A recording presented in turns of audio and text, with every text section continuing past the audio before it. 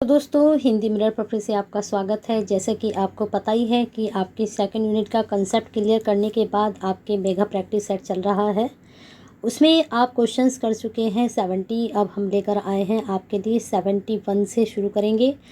71 के बाद आपके क्वेश्चंस जाएंगे 105 तक। तो पूरी वीडियो में ज़रूर बने रहिए। फिर आपके 105 जब ख़त्म हो जाएंगे उसके बाद फिर आपके 140 की ये मेगा प्रैक्टिस सेट ख़त्म हो जाएगा।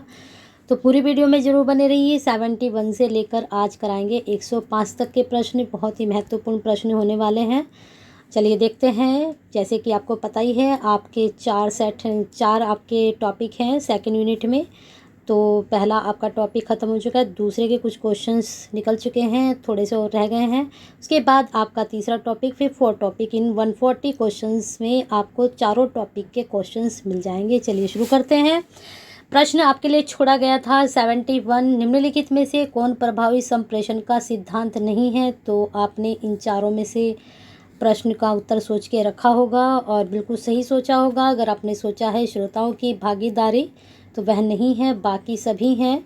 प्रत्यक्षकारी और विश्वास उत्पादक वार्ता होनी चाहिए। यानी कि आप जो हैं किसी के प्रति अगर आप विश्वास नहीं पैदा करेंगे, अपने दूसरे के मन में अपने प्रति विश्वास पैदा नहीं करेंगे तो आपका संप्रेषण प्रभावी नहीं रहेगा। सूचना का एक तरफा अंतरण, ग्रेप वाइन का रणनीतिक उपयोग, तो ये सिद्धांत नहीं होते हैं। श्रोताओं की भागीदारी सिद्धांत होता है। चलिए आगे चलते हैं। श्रोताओं की भागीदारी प्रभावी संप्रेषण का सिद्धांत नहीं है, क्योंकि श्रोता प्राय संप्रेषक कम्युनिकेटर से एक निश्चित दूरी पर ही बैठे होते हैं। इस प्रक्रिया में शोरगुल को पूर्णतः रोका जाना संभव नहीं हो पाता है। चलिए आगे चलते हैं प्रश्न पर। अगला प्रश्न है, संप्रेषण प्रतिभागियों का चयन किस कारक द्वारा प्रभावित होता है। सानिध्य, उपयोगिता, अकेलापन से, या फिर उपयोगिता गुप्तता या असंवेदता से, गुप्तता या फिर असंवादिता से, या फिर छल से, विषमता या फिर असंवादिता, या फिर विपथन से।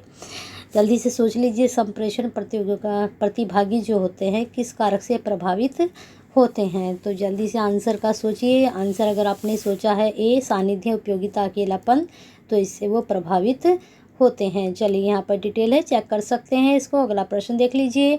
कक्षा संप्रेषण किसका आधार है। सामाजिक पहचान का, या फिर बाह्य निरर्थकताओं का, या फिर पूर्वाग्रही उदासीनता का, या फिर सामूहिक उग्रता का। जल्दी से पूछ लीजिए इसका आंसर आप क्या बता रहे हैं। कक्षा संप्रेषण किसका आधार है। अगर आप सोच रहे हैं सामाजिक पहचान का तो बहुत अच्छे। चलिए आगे चलते हैं, इसकी डिटेल चेक करते हैं। कक्षा संप्रेषण सामाजिक पहचान, सोशल आइडेंटिटी का आधार होता है, क्योंकि इसमें विद्यार्थी समूह के अनेक सदस्यों से संप्रेषण द्वारा जुड़ा होता है, जिसमें विभिन्न सामाजिक संदर्भ में सोचने विचारने में सक्षम होता है। इस प्रकार के सामूहिक संप्रेषण में वह अपने व्यक्तित्व को राष्ट्रीय, व्यक्तिगत एवं पारिवारिक आधारों के रूप में सोचता है। बहुत अच्छा प्रश्न है, नोट डाउन कर सकते हैं एग्जाम के पॉइंट ऑफ व्यू से। चलिए अगला प्रश्न देख लेते हैं। अगला प्रश्न है आपका, पीएचडी शोध प्रबंध में अध्याय योजना को दर्शाने के लिए सही अनुक्रम क्या होगा। जो स्टूडेंट पीएचडी कर चुके हैं तो उनको तो अच्छे से इसका आंसर पता ही होगा, लेकिन जो नेट क्वालिफाई कर चुके हैं उन्हें भी इसका आंसर पता होगा, क्योंकि ये सब पोर्शन हम नेट के एग्ज़ाम में पढ़ते हैं। चलिए देखते हैं क्या है। संबंधित अध्ययनों का सर्वेक्षण, भूमिका अध्ययन का विकल्प, प्रदत्त विश्लेषण और निर्वचन, निष्कर्ष और सामान्यीकरण, प्रस्तावित भावी अध्ययन, संदर्भ, परिशिष्टा। भूमिका अध्ययन का अभिकल्प, प्रदत्त विश्लेषण और निर्वचन, सामान्यीकरण, निष्कर्ष, संबंधित अध्ययनों का सर्वेक्षण और भावी अनुसंधान के लिए सुझाव, संदर्भ और परिशिष्ट। चलिए आगे देखते हैं। भूमिका संबंधित अध्ययनों का सर्वेक्षण, अध्ययन का विकल्प, प्रदत्त प्रस्तुतिकरण, विश्लेषण और निर्वाचन, सामान्यीकरण, निष्कर्ष की रचना, भावी अनुसंधान के लिए सुझाव, संदर्भ और परिशिष्ट। आपने एक चीज़ नोटिस की, संदर्भ और परिशिष्ट जो है पहले में भी, आखिर में ही है, दूसरे में भी, तीसरे में भी। अब फोर्थ में हम देखेंगे कि इसमें लास्ट में है या नहीं है। तो यहाँ भी ये लास्ट में नहीं है, तो डी को तो हम ऑलरेडी एलिमिनेट कर सकते हैं, क्योंकि आपको सभी को पता होगा कि संदर्भ तो सबसे लास्ट में आता ही आता है। अब देखते हैं ए बी सी में हमारा कौन सा सही जा सकता है। भूमिका जो है 2 में आ रही है। तो सभी को पता है जब आप किसी चीज़ की शुरुआत करते हो तो आप भूमिका से ही शुरुआत करते हो। तो अब रह गया हमारा BC। अब BC में से हम कौन सा सही कर सकते हैं? संबंधित अध्ययनों का सर्वेक्षण, अध्ययन का अभिकल्प। तो आपको पता ही है कि डिज़ाइन पहले बनाते हैं या फिर पहले उसका सर्वेक्षण करते हैं। तो सबसे पहले तो आप जो अध्ययन है उसका सर्वेक्षण करेंगे ना, विकल्प तो उसका बाद में बनाएंगे आप, है ना। तो आपका C आंसर सही जाना चाहिए यहाँ पर इसका C आंसर है, डिटेल है, यहाँ इसको चेक कर सकते हैं आप। चलिए देखते हैं आगे प्रश्न है आपका, अनुसंधान शब्द के अर्थ के संबंध में निम्नलिखित में से कौन से कथन सत्य हैं? तो पहला कथन है, अनुसंधान का तात्पर्य किसी समस्या के समाधान का पता लगाने के लिए शुरू की गई व्यवस्था कार्यकलाप तथा कार्यकलापों की श्रृंखला से है। या फिर यह एक व्यवस्थित तार्किक और निष्पक्ष प्रक्रिया है जिसमें परिकल्पना का परीक्षण, आंकड़ों का विश्लेषण, सिद्धांतों की व्याख्या और रचना की जा सकती है।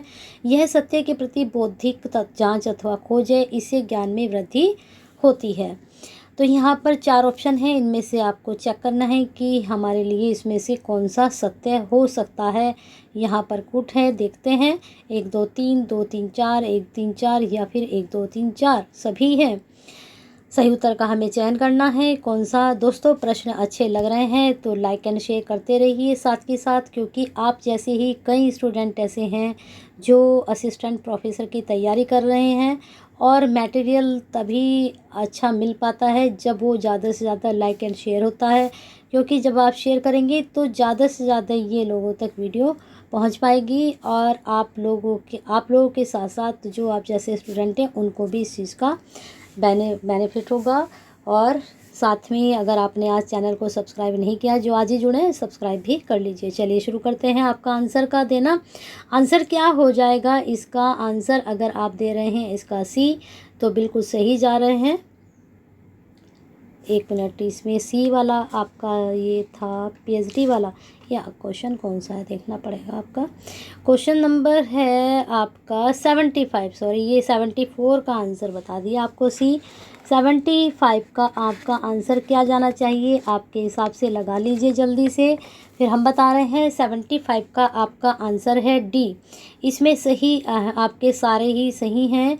अनुसंधान का अर्थ किसी समस्या के समाधान का पता लगाने के लिए प्रारंभ की गई व्यवस्थित कार्यकलापों की श्रृंखला से है। अनुसंधान सत्य के प्रति बौद्धिक जांच है जिससे ज्ञान में वृद्धि होती है।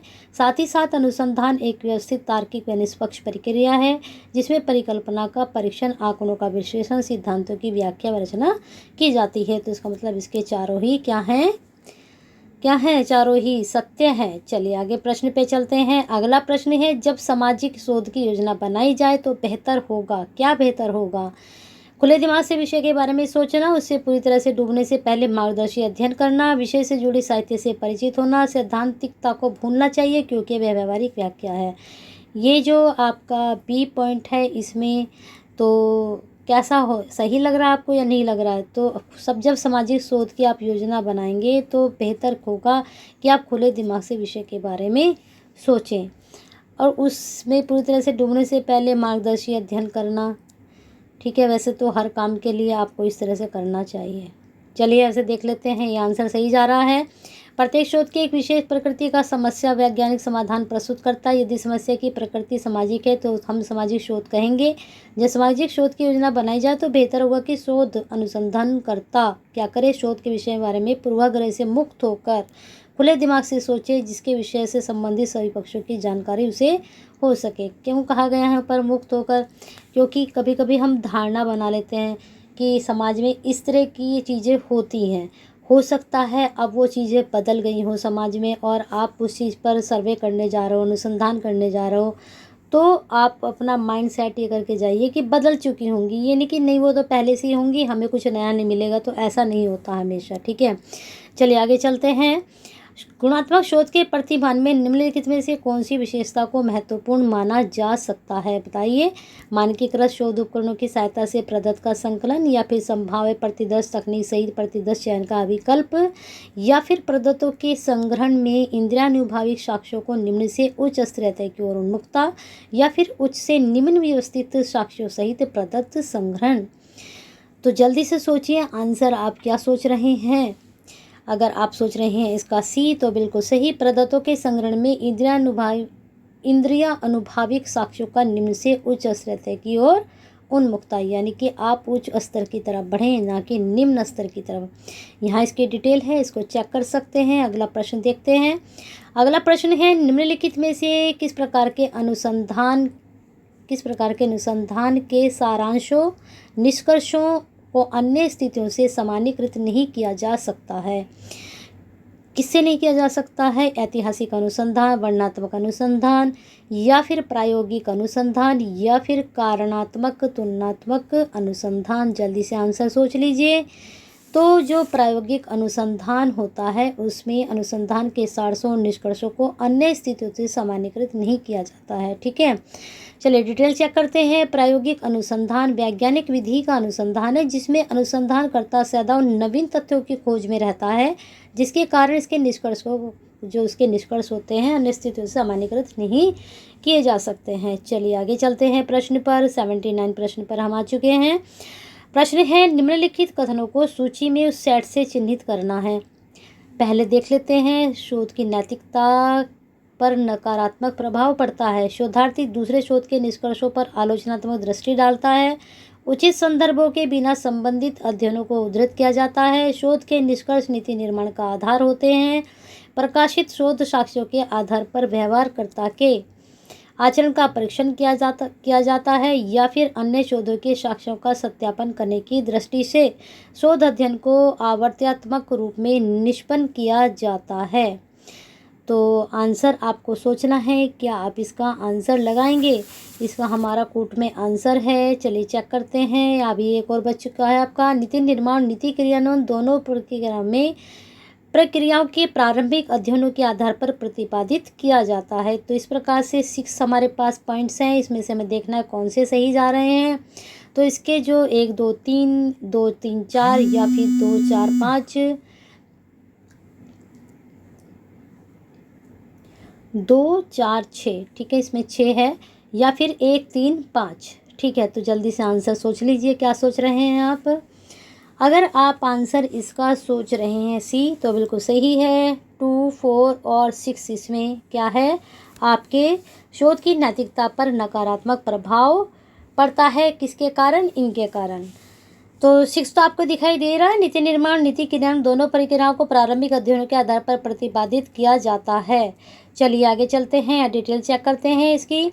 उचित संदर्भों के बिना संबंधित अध्ययन को उद्धृत करना, प्रकाशित शोध साक्ष्यों के आधार पर व्यवहारकर्ताओं के आचरण का परीक्षण करना, एवं नीति निर्माण नीति क्रियान्वयन दोनों प्रक्रियाओं के प्रारंभिक अध्ययनों के आधार पर प्रतिपादित करना शोध की नैतिकता पर नकारात्मक प्रभाव डालते हैं।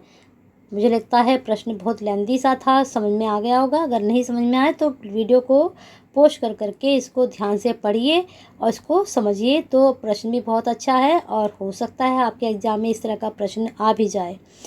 चलिए अगला प्रश्न देखते हैं। एक अच्छा जो शोध है उसके प्रबंध लेखन में शामिल होना चाहिए विराम चिन्ह में कमी और न्यूनतम व्याकरणिक अशुद्धियाँ, है ना। संदर्भों की सावधानी पूर्वक जांच, शोध प्रबंध लेखन में निरंतरता, स्पष्ट और अच्छी तरह से लिखा हुआ सारांश। क्या सोचेंगे आप इसका आंसर? ठीक है, जल्दी से सोच लीजिए आंसर। इसका कोट में आंसर जाएगा, लेकिन पहले इनको समझ लीजिए कि कौन कौन से आपके इसमें क्या है लेखन में शामिल हैं। मुझे लगता है जो पीएचडी हैं उन्होंने तो आंसर बिल्कुल क्लिक भी कर लिया होगा अपने दिमाग में, क्योंकि वहाँ से ये प्रश्न आपका बन रहा है। 1 2 3 4, 1 2 3, 1 2 4 या 2 3 4। तो आपका आंसर जाएगा 2 3 4 सही हैं और आपका जो है 1 नहीं है। तो चलिए देखते हैं क्या है।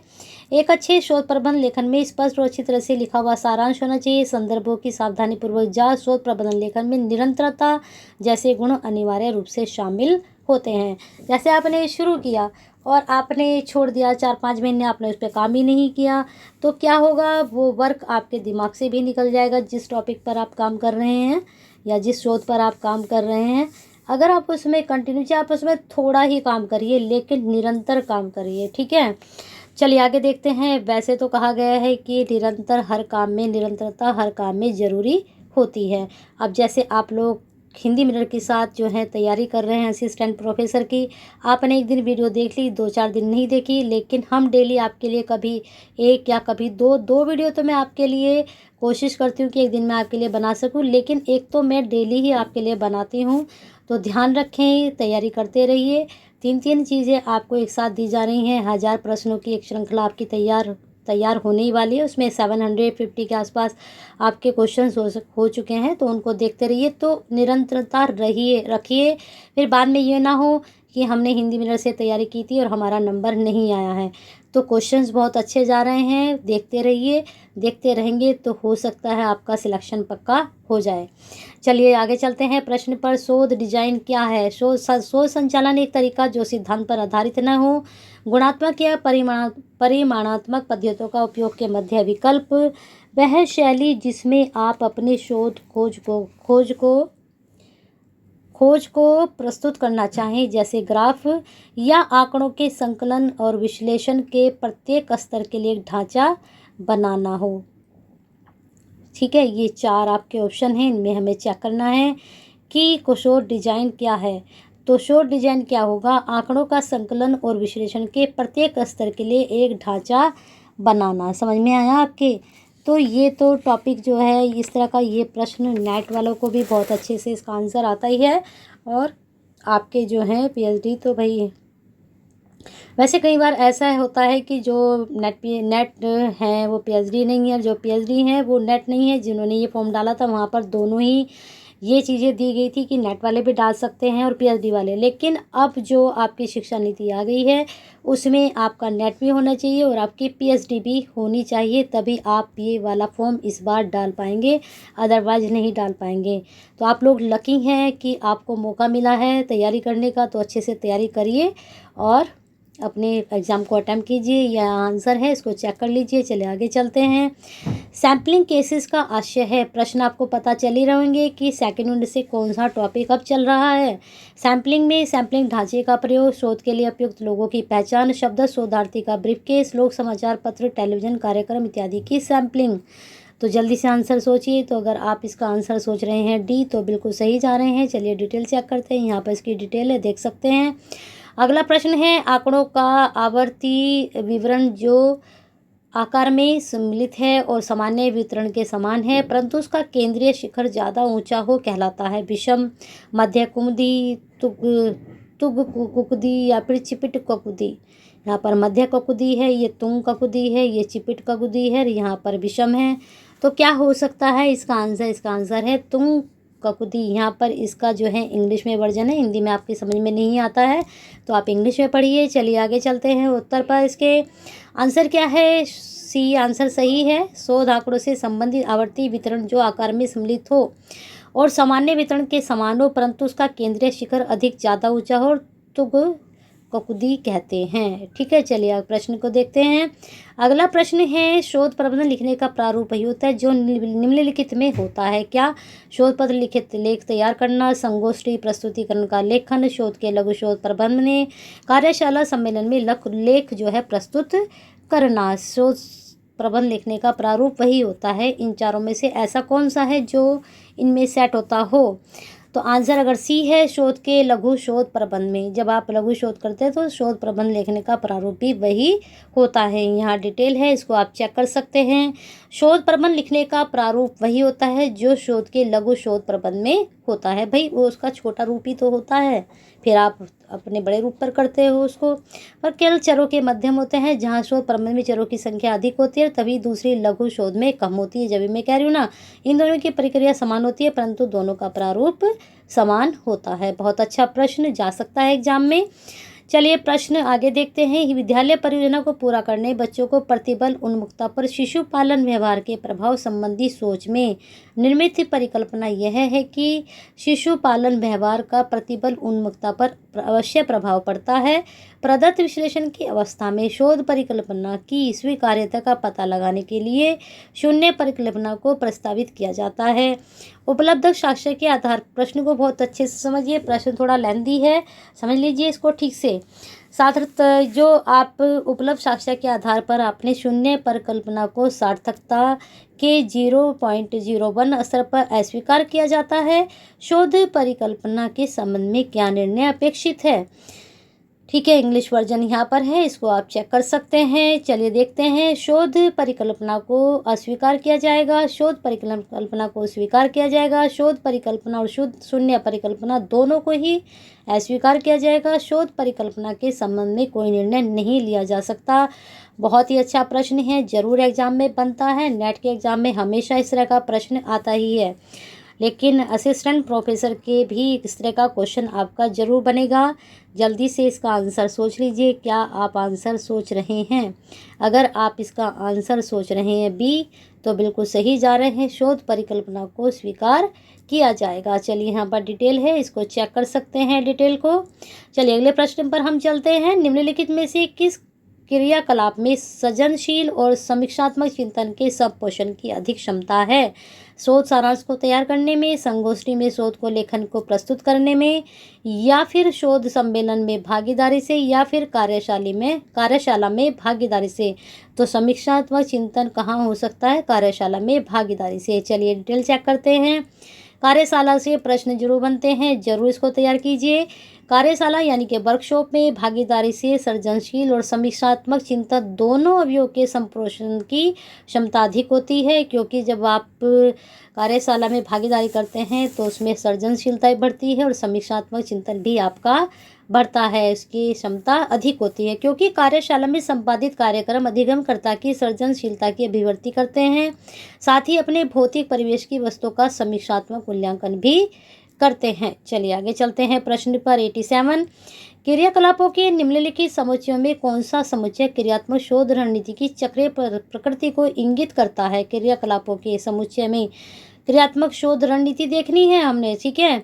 गहन चिंतन करना, प्रेक्षण करना, नियोजन, क्रियान्विति, प्रेक्षण करना, क्रियान्विति, गहन चिंतन करना, नियोजन, क्रियान्विति, नियोजन, प्रेक्षण करना, गहन चिंतन करना, नियोजन, क्रियान्विति, प्रेक्षण करना, गहन चिंतन करना। सब कुछ अलग अलग है, यहाँ पर कुछ भी मैच नहीं हो रहा है। जिसको पता है कि शुरू में क्या आना है और अंत में क्या आना है, वो आंसर बिल्कुल सही लेकर जाएगा। तो आंसर अगर आपने लगाया है डी, तो बिल्कुल सही। पहले नियोजन, फिर क्रियान्वित की जाती है, फिर प्रेक्षण किया जाता है, फिर गहन चिंतन किया जाता है। पहले आप नियोजन बनाएंगे, नियोजन, ठीक है। चलिए देखते हैं। क्रियात्मक शोध एक ऐसी प्रक्रिया है जिसमें अध्यापक अपनी कक्षा शिक्षण प्रक्रियाओं का आकलन करता है तथा बेहतर कक्षा शिक्षण प्रक्रियाओं की खोज करता है, जिसकी सहायता से अनुसंधानकर्ता कक्षा शिक्षण प्रक्रिया को बेहतर करते जाते हैं। क्रियात्मक शोध रणनीति की चक्रीय प्रकृति को इंगित करने वाला क्रम है। पहले नियोजन, फिर क्रियान्विति, प्रेक्षण, फिर गहन चिंतन करना। ऐसा क्यों है? चलिए आगे चलते हैं प्रश्न पर। यहाँ पर इंग्लिश वर्जन है, देख सकते हैं। बहुत लेंदी प्रश्न है, ध्यान से पढ़िए, इनको आराम से पढ़िए। एग्जाम में भी आप देखते हैं बहुत ध्यान से आपको प्रश्न पढ़ने पड़ते हैं, तभी आप टिक करते हैं।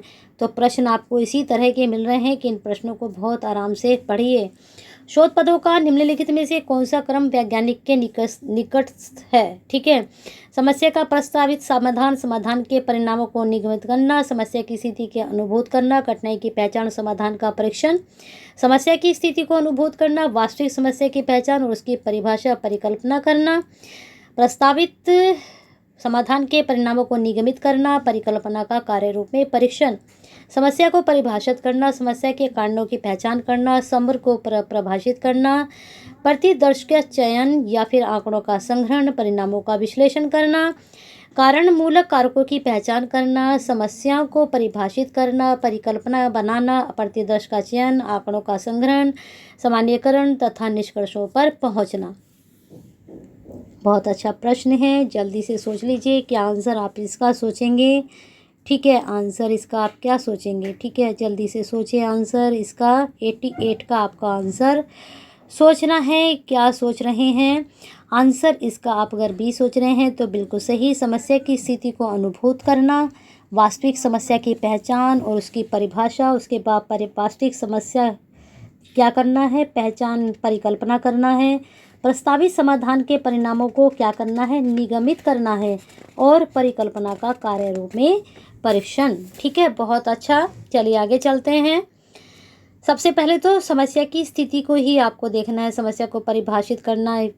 ठीक है, डी में ये था समस्या को प्रस्तावित समाधान। ठीक है, ये वाला यहाँ पर था, लेकिन आपने इसको आंसर बी लगाया है।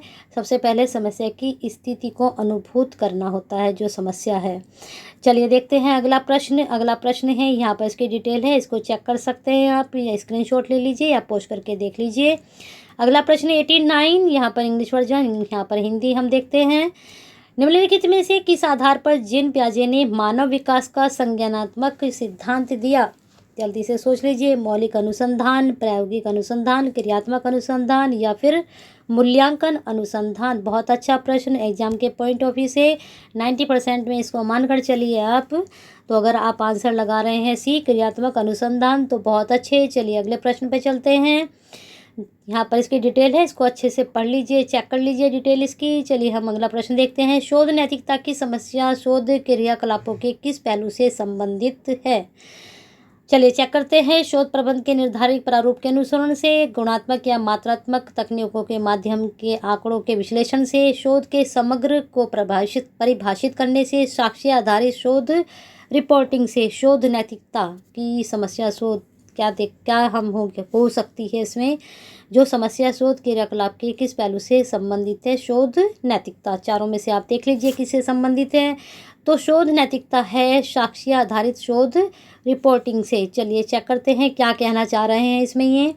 शोध नैतिकता का संबंध शोध कार्य में नैतिकता या नैतिक मूल्यों के पालन से है, जिसका अनुसंधानकर्ता जिम्मेदारी के साथ निर्वहन करता है ताकि शोध कार्य में वैधता, सत्यता, नवीनता का समावेश हो सके। शोध अनुसंधानकर्ता मौलिक व नवीन निष्कर्षों की स्थापना भी शोध कार्य के दौरान ही करते हैं। बहुत अच्छा प्रश्न, एग्जाम के पॉइंट ऑफ व्यू से तैयार कर लीजिए। अगला प्रश्न है, निम्न में से किसके लिए शोध के आचार संबंधी मानकों के दिशा निर्देश शामिल नहीं होते हैं? शोध प्रारूप, स्वताधिकार, कॉपीराइट, पेटेंट नीति या फिर डाटा शेयरिंग नीति। 91 का आंसर अगर आपने सोचा ए शोध प्रारूप, बिल्कुल सही। यहाँ पर डिटेल है, इसको चेक कर सकते हैं, अच्छे से पढ़ लीजिए इसको। अगले प्रश्न पर हम चलते हैं। एक शोध प्रबंध लेखन फॉर्मेट को अंतिम रूप देने में निम्नलिखित में से कौन सा पूरक प्रश्नों का भाग बनेगा? सारणियों और आंकड़ों की सूची, विषय सारणी, अध्ययन के निष्कर्ष या ग्रंथ सूची और परिशिष्ट। आपको मैंने बताया था कि आपका लास्ट में क्या बनते हैं, ग्रंथ सूची और प्रशिष्ट बनते हैं। चलिए अगले प्रश्न पे चलते हैं। ये बिल्कुल आसान प्रश्न था और ये सभी को आना चाहिए। अगर आपने शोध नहीं किया, अगर आपने जर्नल भी लिखे तो वहाँ भी यही चीज़ आपने की होगी। चलिए आगे चलते हैं। निम्नलिखित में से कौन सा कथन सहभागी अनुसंधान के संदर्भ में सही नहीं है? यह ज्ञान को शक्ति के रूप में पहचानता है, यह लोगों के विशेषज्ञ मानने पर जोर देता है, यह जांच की एक सामूहिक प्रक्रिया है, इसका एकमात्र उद्देश्य ज्ञान का उत्पादन करना है।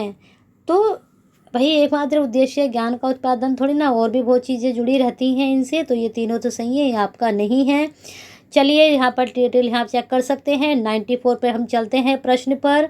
निम्नलिखित में से कौन से शोध के किस प्रकार में मौजूदा स्थितियों में सुधार पर ध्यान केंद्रित किया जाता है? मौजूदा स्थिति, मौलिक शोध में, व्यवहारिक शोध में, क्रियात्मक शोध में या फिर प्रायोगिक शोध में?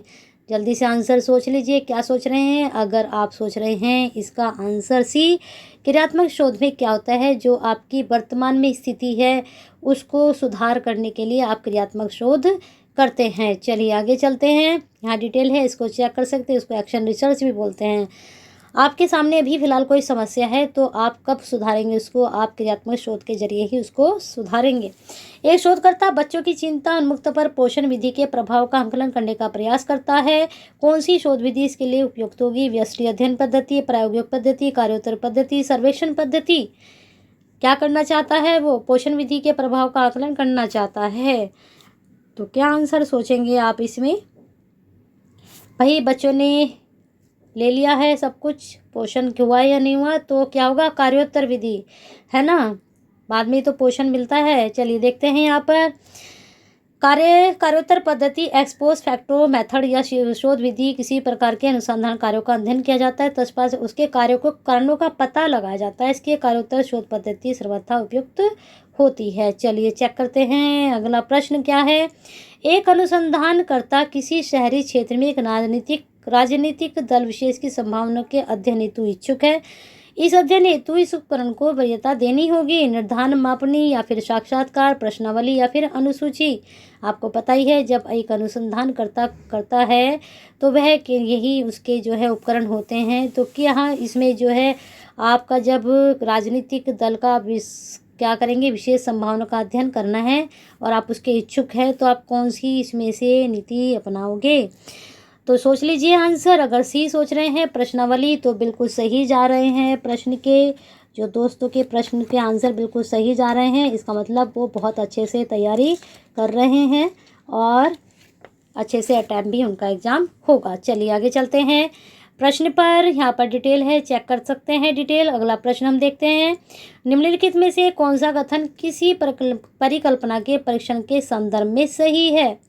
यह केवल वैकल्पिक परिकल्पना है जिसका परीक्षण किया जा सकता है। यह केवल नल परिकल्पना है जिसका परीक्षण किया जा सकता है। नल परिकल्पना से सभी को पता होगा क्या होती है। वैकल्पिक एवं नल दोनों परिकल्पनाओं का परीक्षण किया जा सकता है। वैकल्पिक एवं नल दोनों परिकल्पनाओं का परीक्षण नहीं किया जा सकता है। तो आंसर अगर आप इसमें सोच रहे हैं बी, यह केवल नल परिकल्पना है जिसका परीक्षण किया जा सकता है। यहाँ डिटेल है, इसको चेक कर सकते हैं। अगले प्रश्न पर हम चलते हैं। यहाँ इंग्लिश वर्जन है, इसको देख लीजिए आप। अगला प्रश्न है, निम्नलिखित में अनुसंधान चरणों का कौन सा क्रम तार्किक है। आप अनुसंधान करने जा रहे हैं, कौन से चरण आप अपनाएंगे। समस्या स्थापन, विश्लेषण, विकल्प का विकास, परिकल्पना निर्माण, प्रदत्त एकत्रीकरण, सामान्यकरण और निष्कर्ष निरूपण। चलिए आगे देखते हैं। बी में बिल्कुल चेंज हो चुका है। शोध, विकल्प का विकास, परिकल्पना निर्माण, समस्या स्थापन, प्रदत्त विश्लेषण, निष्कर्ष निरूपण, प्रदत्त एकत्रीकरण। ठीक है, चेंज हो चुकी है बिल्कुल बी। तो अब आते हैं सी में। समस्या स्थापन, परिकल्पना निर्माण, शोध, विकल्प विकास, प्रदत्त एकत्रीकरण, प्रदत्त विश्लेषण, सामान्यीकरण तथा निष्कर्ष निरूपण। तो ये आपका ए से मैच कर रहा है। बी से आपका मैच करेगा कौन सा। समस्या स्थापन, प्रदत्त एकत्रीकरण, उपकरणों के बारे में निर्णय करना, परिकल्पना निर्माण, शोध साक्ष्य का संकलन एवं निर्वचन। तो आपका जो है ए और सी मैच कर रहा है। इसमें शोध, समस्या स्थापन है, समस्या फिर स्थापन है, फिर परिकल्पना निर्माण है। लास्ट में सभी को पता है कि लास्ट में हम निष्कर्ष निकालते हैं। तो यहाँ भी निष्कर्ष नहीं है, लास्ट में भी निष्कर्ष नहीं है। तो इसका मतलब ये तो एलिमिनेट हो जाएंगे। तो हमारा बनेगा ए में से या सी में से आंसर। तो सही आंसर किस में जाएगा, पहले समस्या फिर स्थापन फिर हम परिकल्पना, यानी कि पूरा विश्लेषण पहले ही कर लेंगे हम। पहले तो हम उसको सोचेंगे ना बैठकर किस तरह से ये चीज़ हो सकती है। तो आंसर क्या जाएगा, सी सही जाएगा। यहाँ पर डिटेल है, इसको चेक कर सकते हैं। अगले प्रश्न पर हम चलते हैं। अगला प्रश्न है आपका मैचिंग का। देखते हैं, इधर अनुसंधान विधि है, इधर आपका प्रदत्त संकलन उपकरण है। अनुसंधान विधि में, प्रयोगात्मक विधि में क्या होगा, कार्योत्तर में क्या होगा, विवरणात्मक सर्वेक्षण विधि में क्या होगा और इतिवृत्तात्मक, जिसको ऐतिहासिक विधि भी बोलते हैं, उसमें क्या होगा।